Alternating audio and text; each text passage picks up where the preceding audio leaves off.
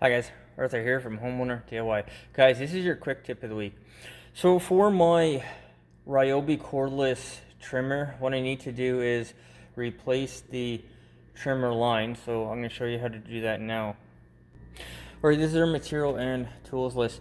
So this is the trimmer line that I have. It's a .065. I think this is very common for household. And then we have a pair of scissors to cut our line. This is all we need for material and tools for this job. Alright, for this design, there's two tabs here that you push, and for this one you just pull off. So that's what it looks like in the two tabs, just push in.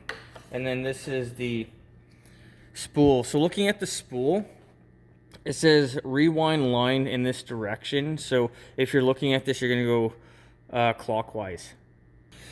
Alright, so I cut off about 9 feet. I actually bought a replacement spool, not trimmer line, but everything will work out in the end. Anyway, so we have our spool here.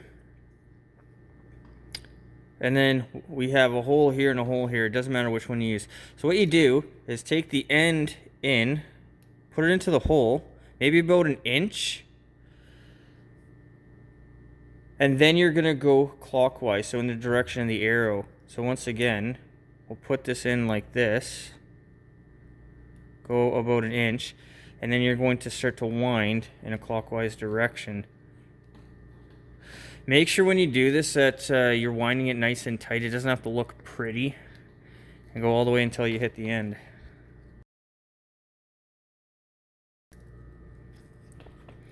Alright, so we have our end here. You have a couple notches. Some people like to hold a spool like this before they feed it in through the hole here. I mean, it's entirely up to you. I personally don't do it. But all you're going to do is take the end,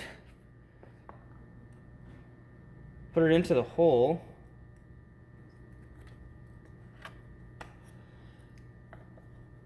and now put the spool back on.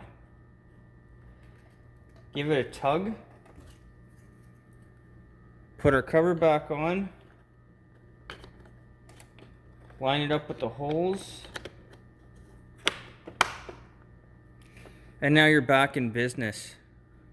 And if you guys go really long with the tail here, there's a cutter here. So as this spins, it'll take a few seconds for the end here to get trimmed off by the cutter. But other than that, it will self-feed itself out. Guys, this is all you need to do to install new trimmer line on a Ryobi. But I think for a lot of other designs, it'll be very similar.